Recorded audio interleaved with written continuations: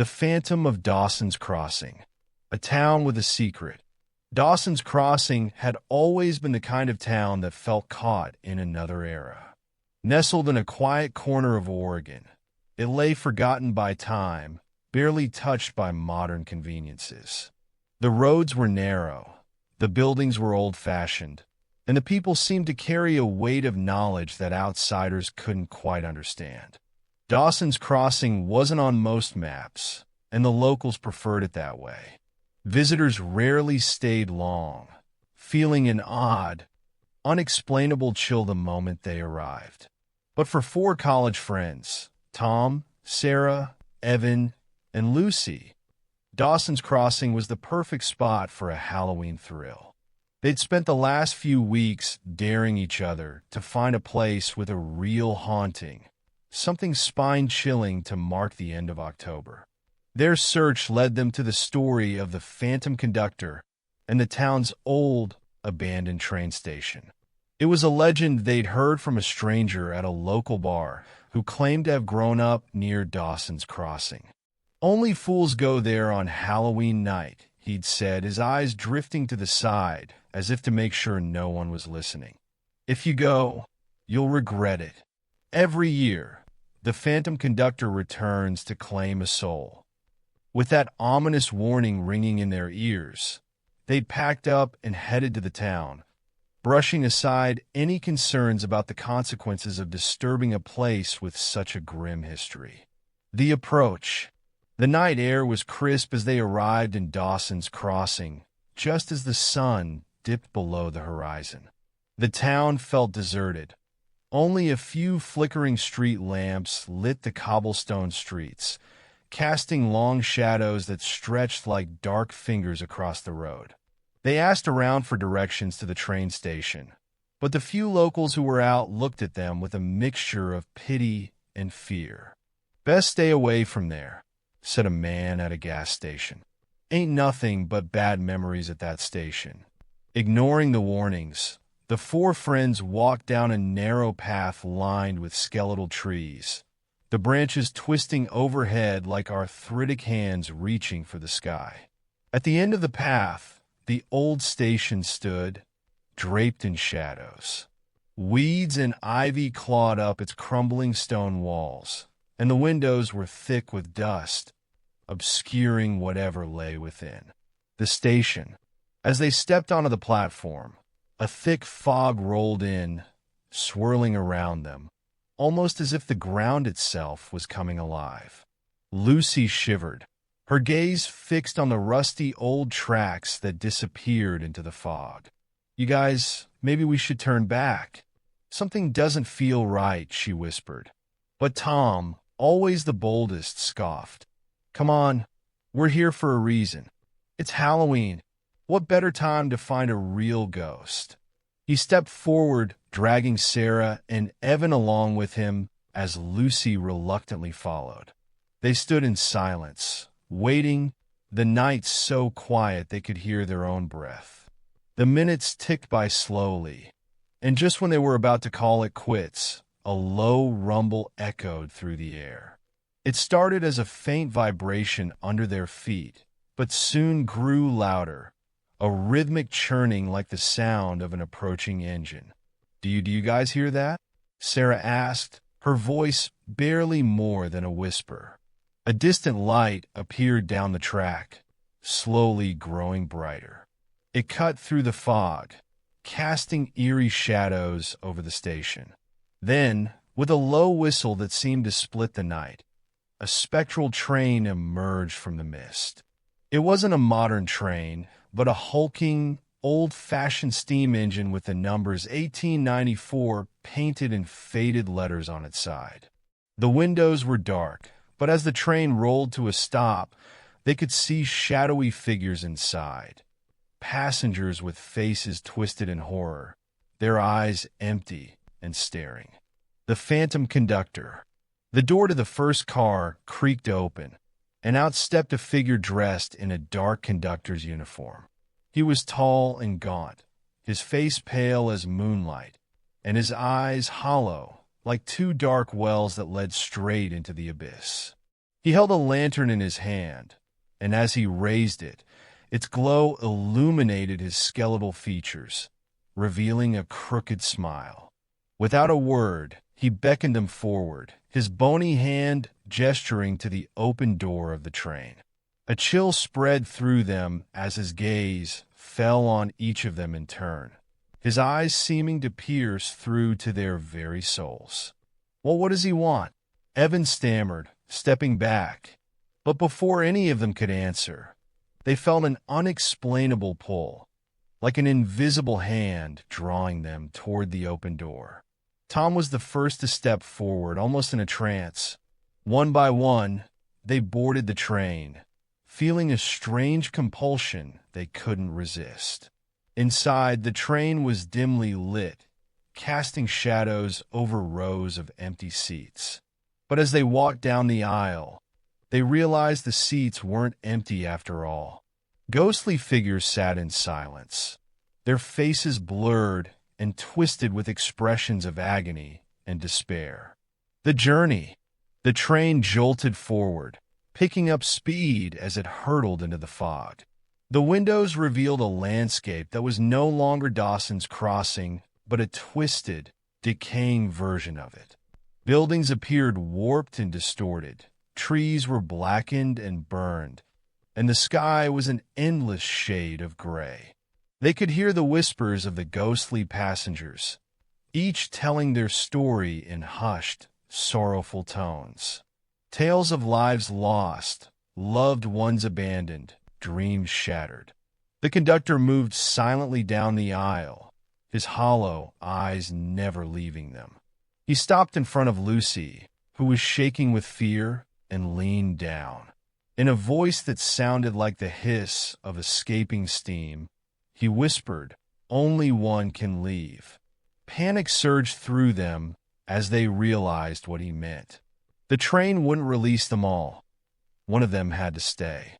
Desperation filled the carriage as they argued, each one pleading to be the one who escaped. The sacrifice. Finally, Tom, the one who had led them there, spoke up. "It's my fault," he said, his voice breaking. "I brought us here. I'll stay." Before the others could protest, the conductor gave a slight nod, and in an instant, Tom was gone. The fog lifted from the train's windows, and suddenly they were back at Dawson's Crossing. The platform was empty, and the station was silent once again. They stepped off the train in a daze, looking around for any sign of Tom. But he was nowhere to be seen. The spectral train and its ghostly passengers had vanished into the mist, leaving no trace behind. To this day, no one knows what happened to Tom. His friends returned to their lives, forever haunted by the memory of that night. And the legend of the phantom conductor grew, each year adding new whispers of those who dared to test Dawson's Crossing. The Bell Tower of Hollow's End. The town and the curse. Hollow's End was a place that always felt as though it was hiding something sinister just beneath the surface. It was a small, secluded town where thick fog often clung to the streets, muffling sounds and lending an eerie atmosphere to everything. The buildings were ancient, covered in ivy and moss, and most of the houses had been standing for over 100 years. But the true heart of Hollow's End, the part everyone whispered about, was the old bell tower in the town square. The bell tower loomed high above the town, a dark silhouette against the skyline. Built centuries ago, it was known for its massive, rusted bell that could be heard echoing across town whenever it rang. Every October, as the leaves turned and the nights grew colder, a single, ghostly chime would sound at exactly midnight on Halloween. The townspeople had come to dread that chime, for with it came the curse that haunted the town. Every year, someone would disappear. As the legend went, the bell tower was tied to the spirit of a woman named Marjorie Hale. Marjorie had lived in the town centuries ago and had been accused of witchcraft by the townsfolk. When they executed her in the square below the tower, she cursed the town with her dying breath, vowing that her soul would return each Halloween to claim someone from the town. From that day forward, every Halloween, the bell tolled, and another resident would vanish. The daring plan. On this Halloween night, Ben, Claire, and Jason, three high school friends from Hollow's End, decided they would be the ones to break the curse. They had grown up hearing about the disappearances, and each of them knew someone who had vanished on Halloween. Claire's aunt had been taken when she was just a baby, and Ben's older brother had disappeared 5 years ago. Fueled by frustration, grief, and the thrill of Halloween, they made a pact. They would climb the bell tower and wait for the midnight chime. They believed that if they were there to see it, they might be able to figure out the secret behind the curse. They ignored the warnings from their families, scoffing at the superstitions of the townspeople. They wanted answers, and they were determined to get them. Just before midnight, they sneaked out of their homes and met at the town square. The fog was thicker than ever, swirling around them as they approached the bell tower. Its dark stone facade loomed over them, and the wooden door creaked as they pushed it open, revealing a narrow spiral staircase that wound up into darkness. Ascending the tower, the inside of the tower was cold, each step on the staircase echoing eerily as they climbed. The higher they went, the colder it grew, as if the tower itself were draining warmth from the air. Dust swirled around them, and cobwebs clung to the stone walls, creating a feeling of abandonment and decay. As they neared the top, the atmosphere grew heavier, pressing down on them with an almost tangible weight. Claire could feel her heart racing, and she wondered if they were making a terrible mistake. But she pushed the fear aside, gripping Ben's hand tightly as they finally reached the landing at the top of the stairs. The bell was massive, its bronze surface tarnished and streaked with rust. Chains hung from it, creaking slightly as the bell swayed gently, even though there was no breeze. Ben shined his flashlight around the room, the beam cutting through the darkness to reveal strange symbols etched into the walls. The symbols looked ancient, almost like hieroglyphics, and seemed to pulse with a faint, unnatural glow. The witch's return. As the clock struck midnight, the air grew colder still, and a chill ran down their spines. The bell began to move on its own, swaying back and forth as if an invisible force were pushing it. The sound was deep and haunting, reverberating through their bones. But as the bell rang, something else happened. A shadow began to form near the far wall, growing and taking shape until it resembled the figure of a woman. The friends huddled together, frozen as they watched the shadow solidify. It was Marjorie Hale herself, her face twisted in an eerie smile, her eyes hollow and dark. She looked almost human, but there was a malevolence in her gaze, an anger that had simmered for centuries. "You came to witness the curse, did you?"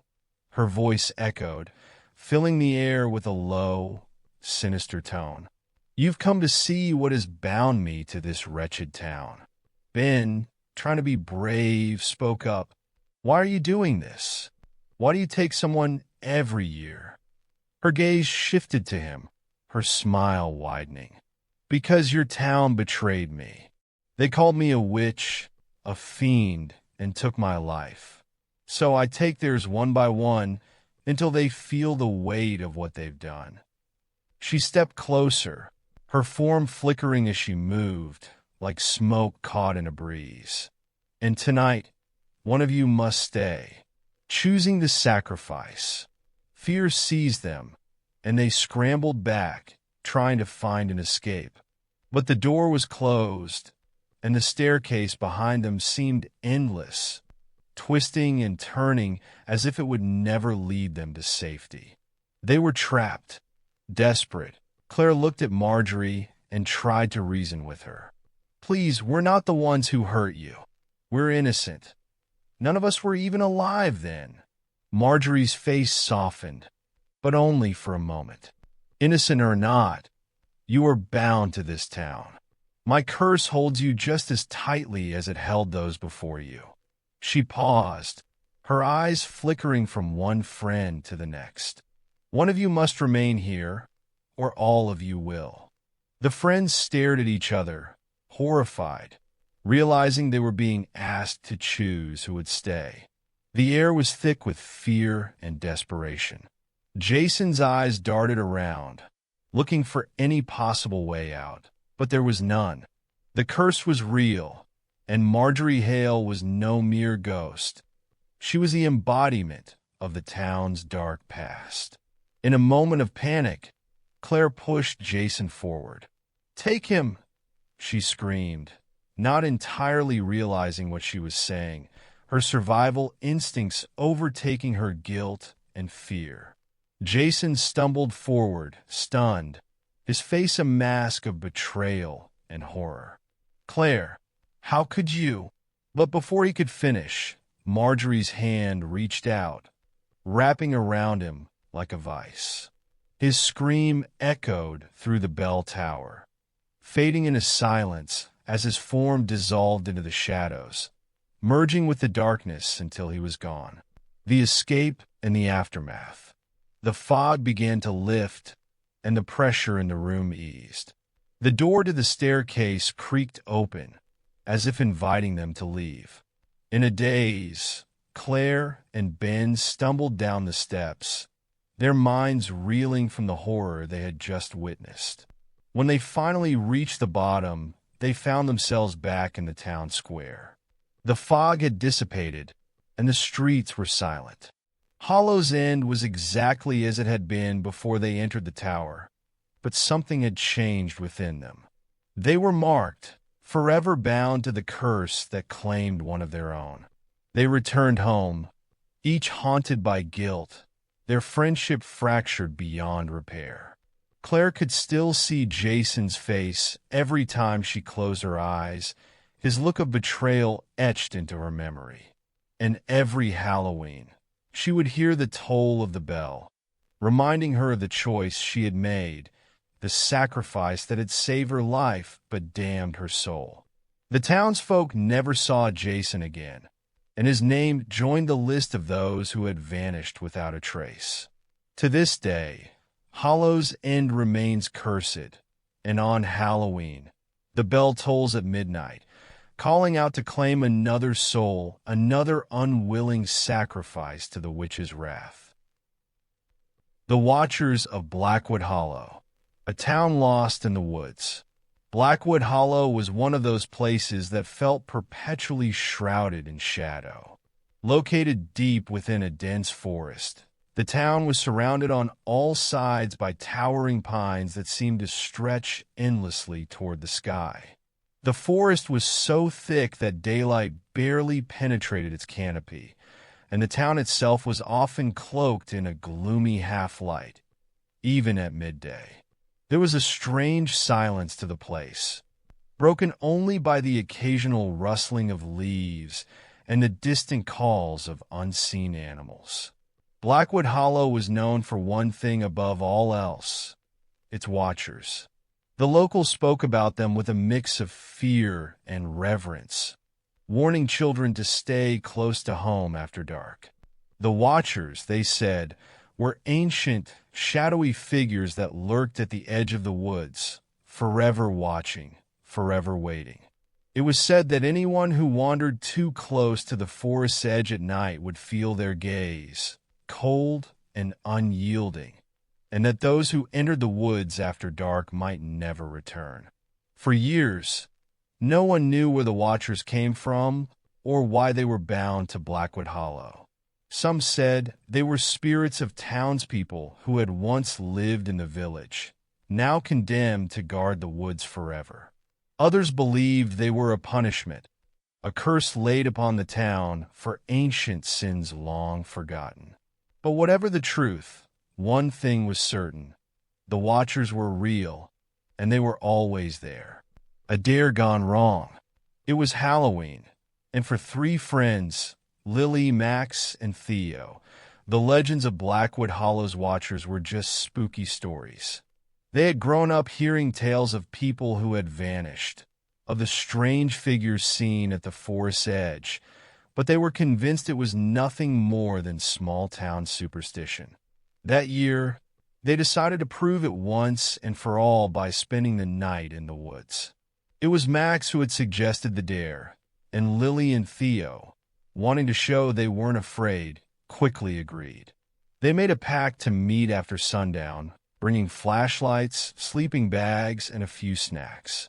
Their plan was simple: find a clearing in the woods, set up a small campsite, and spend the night telling ghost stories while waiting for the Watchers to show themselves.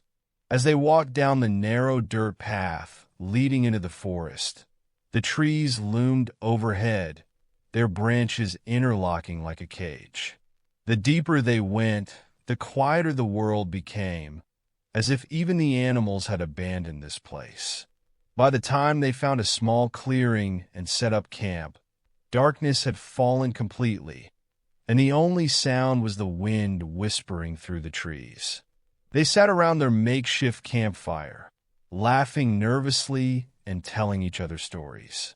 But as the hours wore on, an uneasy silence settled over them. The air grew colder, and the darkness seemed to press in on them, thicker and more suffocating with each passing minute. The first signs, around midnight, Theo glanced into the trees and froze. Did you see that?" he whispered, his voice barely audible. The others followed his gaze, but they saw nothing except shadows. "Probably just an animal," Max said with forced confidence, though his eyes darted nervously around the clearing. But as they sat in silence, each of them began to feel an odd sensation, a prickling at the back of their necks, as if they were being watched. It was a feeling so intense that none of them could ignore it. Then, out of the corner of her eye, Lily saw movement. A dark shape stood just beyond the firelight, tall and still, blending so perfectly with the shadows that it was almost impossible to distinguish from the trees. But there was something about it, something wrong. She felt an unshakable certainty that it was watching them. She nudged Theo and pointed toward the shape, her hand trembling. "There! Do you see it?" As they squinted into the darkness, the shape seemed to grow clearer. It was a figure, a person, or at least something shaped like a person, tall, thin, and entirely black. It had no face, no discernible features, but it was unmistakably watching them. And as they looked, more shapes began to appear, one by one, until there were a dozen or more shadowy figures standing just at the edge of the firelight. The Watchers closed in. The Watchers remained silent, unmoving, but their presence filled the clearing with a crushing sense of dread. Theo tried to laugh it off, saying it was just a trick of the light, but his voice was hollow, his bravado fading.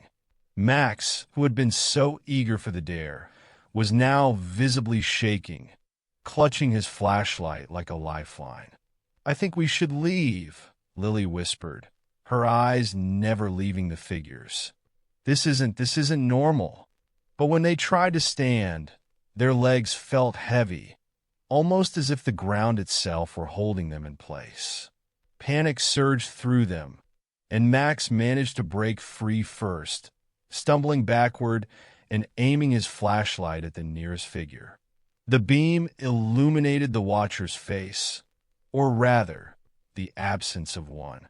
It had no eyes, no mouth, just a smooth, featureless expanse of darkness where a face should have been. And then, slowly, the Watchers began to move forward, gliding soundlessly over the forest floor, closing the distance between them and the terrified friends. The chase.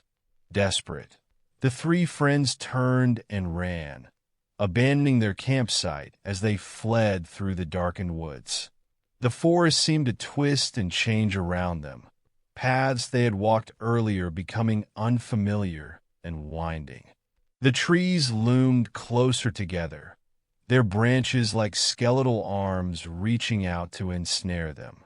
They could hear the soft rustling of leaves behind them, the watchers moving in eerie silence, almost as if they were gliding rather than walking. Every time they dared to look back, the shadowy figures were there, closing the distance, their faceless heads turned toward them with an unyielding, empty gaze. Lily stumbled, her foot catching on a root, and Max and Theo halted her feet, their breaths coming in gasps. They didn't speak, but each of them understood. They were being hunted. With no sense of direction, they continued running, their flashlights casting frantic beams of light through the darkness. But no matter how far they ran, the watchers were always behind them, relentless, never making a sound, never stopping. The circle of stones. Just as their hope was beginning to fade, they stumbled into a clearing they hadn't seen before. At its center was a ring of ancient stones, each one covered in strange symbols that glowed faintly in the darkness. The stones formed a circle, and inside that circle was an unnatural silence, as if the very air had been frozen. Driven by desperation, they rushed into the circle, feeling a strange sense of safety as soon as they crossed the boundary. The watchers stopped at the edge, their dark forms blending with the shadows as they watched from a distance. Theo dropped to his knees, gasping for air, and Lily clutched Max's arm, her eyes wide with terror. They watched the watchers, who seemed unable or unwilling to cross into the circle. The figures hovered at the edge, their blank faces turned toward them, as if silently observing. What is this place?" Max asked, his voice barely a whisper. Lily glanced at the stones, noticing the symbols for the first time. They looked ancient, carved with precision, and seemed to pulse faintly with a light of their own. "Maybe it's protection," she said, though she didn't fully believe it. As the hours passed, dawn began to break, and the first rays of sunlight touched the clearing. With the light came a shift in the air, and the watchers began to fade, their forms dissolving into the shadows until they were gone. The aftermath. When they finally emerged from the forest, exhausted and shaken, they stumbled back into Blackwood Hollow, unsure of what they had just experienced. The townspeople looked at them with a mixture of pity and understanding. It was clear that they knew more than they let on. An old woman approached them, her face lined with age and wisdom. "You've seen the Watchers, haven't you?" she asked, her voice soft. "Few survive a night in the woods. The stones saved you, but know this. Once the Watchers have seen you, they will never forget." The friends left Blackwood Hollow shortly after that night, unable to shake the feeling that they were still being watched, that the shadowy figures lingered somewhere just out of sight. Each Halloween, they could feel the Watcher's gaze, a silent reminder of the night they had trespassed into a world that was not meant for the living. To this day, no one truly understands what the Watchers are or why they guard Blackwood Hollow. But every year, someone vanishes, drawn into the forest by an unseen force, leaving behind only whispers and shadows. And each Halloween night, the town waits, knowing that the Watchers are out there, standing at the edge of the woods, watching, waiting, and never forgetting. That's the end of today's story. You can subscribe to my channel and turn on notifications, because I'll be posting stories like this every day.